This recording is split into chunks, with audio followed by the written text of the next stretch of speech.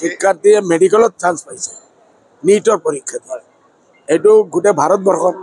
মোৰ হিচাপে এটা ৰেকৰ্ড হ'ব ক্ৰিটিচাইজ যিকোনো মানুহ কৰিব পাৰে বলে কৰি দেখাওক না এটা ষ্টুডেণ্ট পাই দেখাওক সেইটো কাৰণে আমাৰ আজমল ফাউণ্ডেশ্যনে এইবাৰ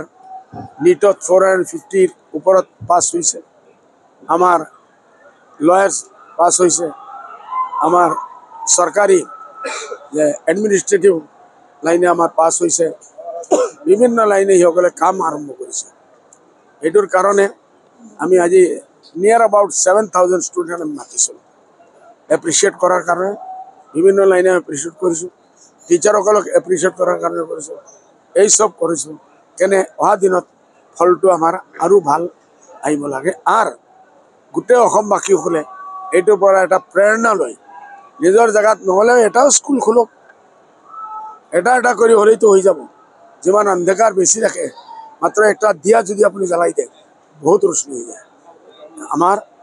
এডুকেশ্যনে আমি বহুত পিছপৰা ইচ এণ্ড এভৰি ছেক্টৰত আমি পিছপৰা কালি পৰহি আমি পেপাৰত পাইছোঁ মই ৰিয়েকশ্যনো দিছোঁ যে 8% ল'ৰা ছোৱালীবিলাক ফেইল হৈ আছে হাজাৰ হাজাৰ স্কুল চৰকাৰে বন্ধ কৰি দিছে বন্ধ কৰিব নালাগে এইটো কি কৰিলে খুলিব লাগে আৰু কি কৰিলে আৰু ভাল এডুকেশ্যন আমি দিব পাৰোঁ এইটোৰ কাৰণে আমি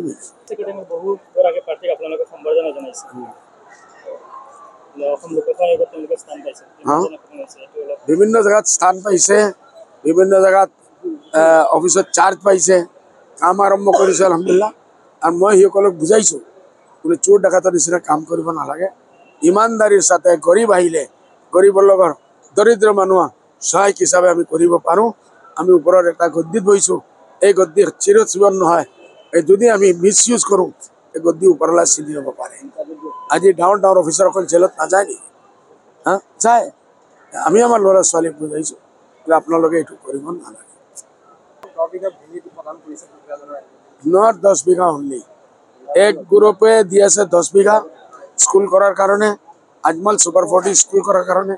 এক গ্ৰুপে দি আছে 6 বিঘা মাটি আৰু বহুত প্ৰাইম লোকেশ্যনৰ মাটি হস্পিটেল চেৰিটেবল কৰাৰ কাৰণে আমি সব লৈ আছোঁ আমাৰ মিটিঙত আমি সব অ'কে কৰিম মিটিং কৰাৰ পিছত লাহে লাহে আজি কালি একদিনেতো নহ'ব ইমান ডাঙৰ project it will take time